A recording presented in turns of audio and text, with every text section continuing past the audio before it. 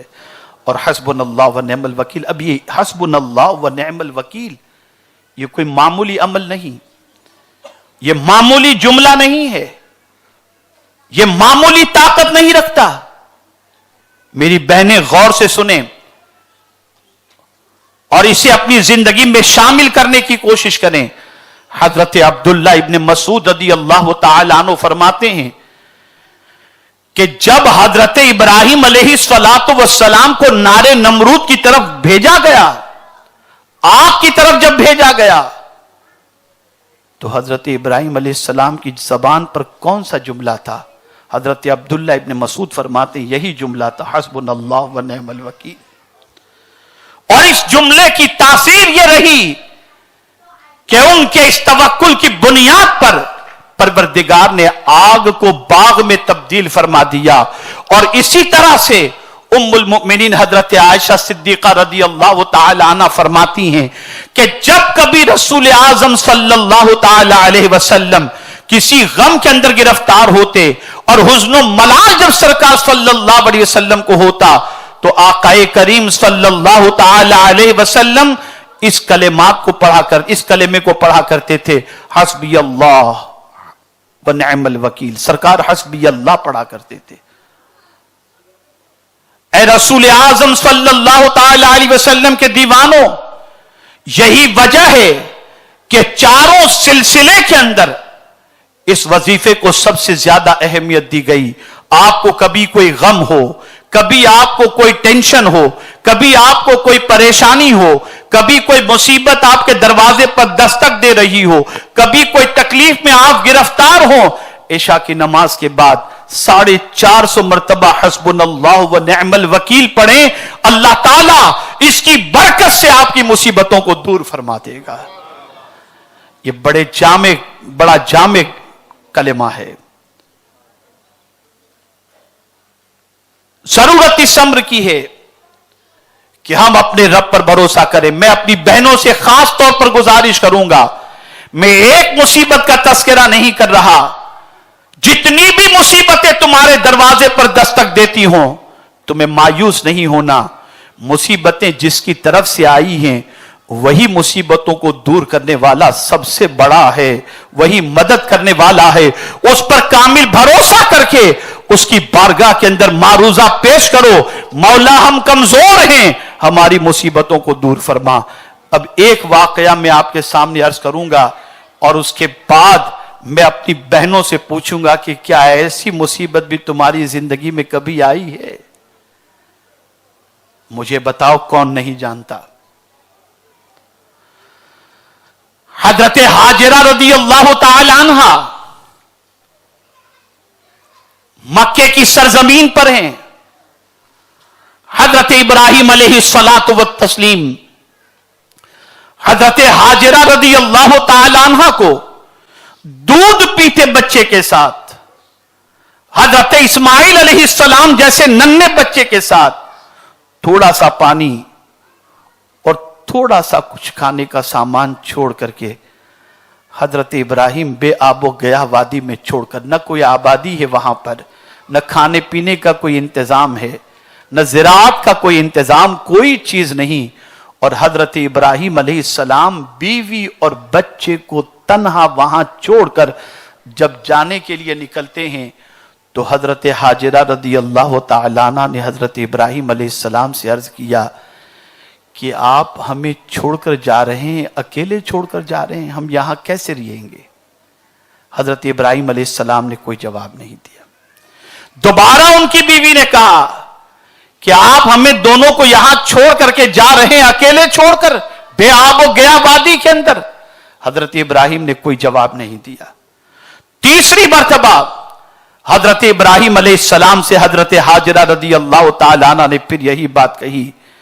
جب حضرت ابراہیم نے کوئی جواب نہیں دیا تو حضرت ہاجرہ نے سوال پوچھا، اے ابراہیم، کیا اس طرح سے ہمیں یہاں تنہا چھوڑ کر جانے کا حکم آپ کو آپ کے مولا نے دیا ہے، آپ کے رب نے دیا ہے؟ تو حضرت ابراہیم علیہ السلام نے اپنی گردن ہلائی اور فرمایا، ہاں اتنا کہنا تھا کہ حضرت ہاجرہ کا جواب سنیے.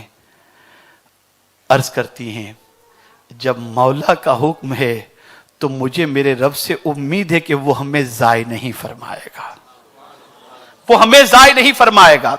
اس طریقے سے انہوں نے پروردگار کے اوپر توکل کا اظہار فرمایا اور پھر اپنے بیٹے کے لیے پانی کی تلاش میں نکل پڑی. جب پانی ختم ہو گیا تو پروردگار نے بیٹے کے قدموں سے ایسا پانی جاری کر دیا جو قیامت تک جاری رہنے والا ہے. یہ ہے اللہ پر توکل, یہ ہے اللہ پر بھروسہ. حیرت کی بات تو یہ ہے کہ ہم انسانوں پر بھروسہ کر لیتے ہیں, قدرت پر بھروسہ کرنے کے لیے تیار نہیں. حیرت کی بات تو یہ ہے کہ ہم دنیا کے سہاروں پر بھروسہ کر لیتے ہیں, اپنے رب پر بھروسہ کرنے کے لیے تیار نہیں. تو آج کا میرا پیغام جملہ بہنوں کو بس یہی ہے کہ غم جتنے بھی ہوں, مصائب جتنے بھی ہوں, پریشانیاں جتنی بھی ہوں, تکالیف جتنی بھی ہوں, شریعت کے حدود کو پھلانگنے کی کوشش نہ کرنا. اللہ پر بھروسہ کرتے ہوئے جو تمہارے بس میں اسباب ہیں اس کو اختیار کرو اور پھر اپنے رب پر کامل بھروسہ کرو. رب مصیبتوں کو دور فرما دے گا. ہاں ایک بات خاص طور پر عرض کر دوں کہ یہ حسبنا اللہ و نعم الوکیل کے بارے میں نے بتایا, بڑی عجیب سچویشن ہے. بہت ساری خواتین کہتی ہیں کہ ہم تو یہ پڑھتی ہیں وہ پڑھتی ہیں لیکن ہماری مصیبتیں دور نہیں ہوتی. تو میں ان سے عرض کرتا ہوں کہ ذرا یہ تو بتاؤ, تم توجہ کے ساتھ پڑھتی ہو کہ ٹی وی بھی دیکھ رہی ہو اور پڑھ رہی ہو, بات بھی کر رہی ہو اور پڑھ رہی ہو, ہنسی مذاق بھی کر رہی ہو اور پڑھ رہی ہو, لقمے چبا بھی رہی ہو اور پڑھ رہی ہو, کس طرح سے پڑھ رہی ہو؟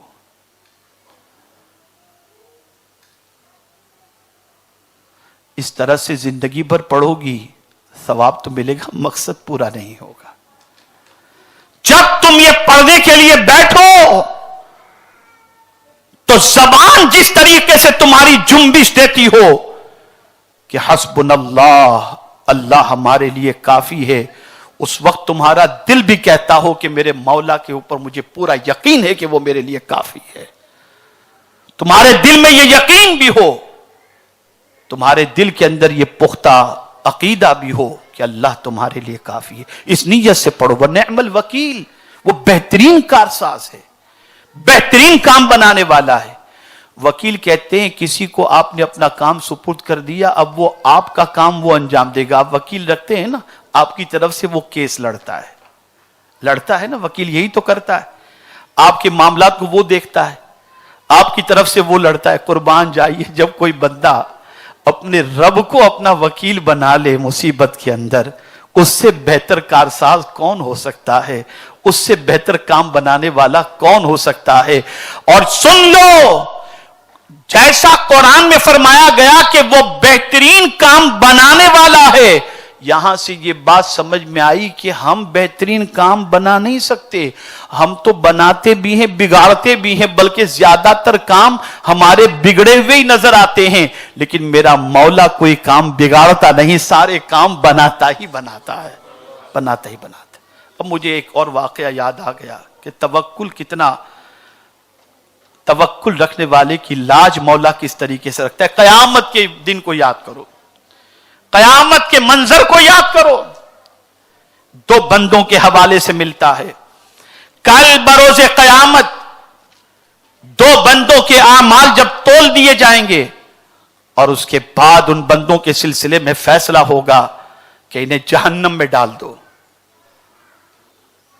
تو ایک بندہ دوڑ دوڑ کر کے جائے گا, جہنم کی طرف بھاگے گا, اور دوسرا بندہ آہستہ آہستہ چلے گا اور مڑ مڑ کے دیکھے گا. مولا فرشتوں سے فرمائے گا بلاؤ ان کو, دونوں کو بلاؤ. بلایا جائے گا, پہلے سے پوچھا جائے گا جہنم میں جانے کی بات تجھے کہی گئی تھی, تو دوڑ کر جہنم کی طرف جا رہا تھا, بھاگ کر.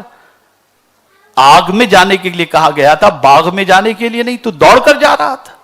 وہ بندہ جواب دے گا ہاں مولا, پوری زندگی تو تیری بات نہیں مانی, سوچا آج جلدی سے مان لو, شاید تیرا کرم ہو جائے. مولا کو اس کی یہ ادا پسند آئے گی, فرمائے گا لے جاؤ اسے جنت میں داخل کر دو, لے جاؤ جنت. اور مڑ مڑ کے دیکھنے والے کو بھی رب پوچھے گا میرے بندے اس طرح سے مڑ مڑ کے کیوں دیکھ رہا ہے؟ تو وہ بندہ جواب میں عرض کرے گا مولا میں نے سنا تھا کہ تیری رحمت بہت وسیع ہے، تو مڑ مڑ کے اس لیے دیکھ رہا تھا شاید تیری رحمت مجھے آواز دے دے، اس لیے میں پلٹ پلٹ کے دیکھ رہا تھا۔ رب کو اپنے بندے کی یہ ادا پسند آئے گی اور رب فرمائے گا لے جاؤ اسے بھی جنت میں ڈال دو۔ جب رب پر بھروسہ کر لیا جائے تو مولا اس بھروسے کی لاج رکھ لیتا ہے اور اس بھروسے کرنے والے کو پروردگار اس کے بھروسے کے مطابق بدلہ عطا فرماتا ہے۔ میں اپنی بہنوں سے خاص طور پر گزارش کروں گا نہ کفریہ کلمات کی طرف بڑھیں، نہ کفریہ کلمات مصیبتوں میں زبان سے نکالیں، نہ کسی ڈھونگی باباؤں کے دروازے پر جائیں، بلکہ اللہ پر توکل کریں اور جو اوراد و وظائف قرآن و احادیث کے اندر موجود ہیں اسے اختیار کریں اور اللہ والوں سے دعائیں کرائیں۔ آپ کی مصیبتیں دور ہو جائیں گی، پریشانیاں دور ہو جائیں گی۔ اللہ پر توکل کوئی اور نہیں کرتا، ایمان والا کرتا ہے۔ اللہ رب العزت جل جلالہ آقا کریم رؤوف الرحیم علیہ التحیۃ والتسلیم کے صدق و طفیل مجھے آپ کو سب کو اللہ پر توکل کی توفیق نصیب فرمائے۔ اور خاص طور پر آج کے اس اجتماع میں میں اپنی بہنوں سے گزارش کروں گا بالکل توجہ کے ساتھ اور بالکل ڈسپلین کے ساتھ اور بالکل اللہ عز و جل اور اس کے پیارے حبیب صلی اللہ تعالی علیہ وسلم کی رحمت پر بھروسہ کرتے ہوئے آپ اگر کسی مصیبت میں اللہ نہ کرے، کسی پریشانی میں اللہ نہ کرے اگر گرفتار ہیں تو بالکل توجہ کے ساتھ عشاء کی نماز کے بعد اس تصور کے ساتھ کہ اللہ ہمارے لیے کافی ہے اور وہ بہترین کارساز ہے، اس عقیدے کے ساتھ 450 مرتبہ حسبنا اللہ و نعم الوکیل کی عادت رکھیں، بچیوں کو بھی یہ عادت بتائیں، انشاءاللہ العظیم اس کی برکتیں اللہ عطا فرمائے گا۔ وما علینا الا البلاغ المبین۔